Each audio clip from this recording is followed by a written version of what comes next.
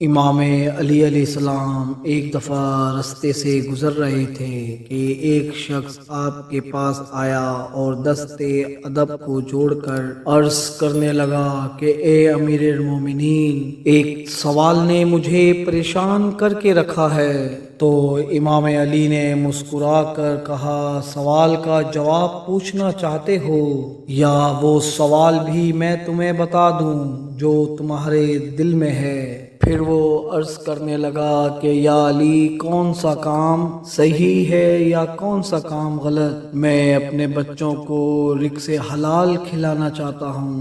امام علی علیہ السلام نے فرمایا کہ جو کام معاشرے کو بہتری کی طرف لے کر جائے وہ کام بالکل صحیح ہے، لیکن جو کام معاشرے کو بدتری کی طرف لے کر جائے وہ کام غلط ہے۔ یاد رکھنا، دنیا میں تمہاری پہچان تمہارے کام سے ہوگی اور آخرت میں تمہاری پہچان اس بات سے ہوگی کہ تمہارے کام سے دنیا پر کیا اثر پڑا۔ اس لیے انسان کو چاہیے کہ وہ ہمیشہ رزق حلال کمانے کی کوشش کرے تاکہ آخرت میں اس کے لیے آسانیاں پیدا ہوں۔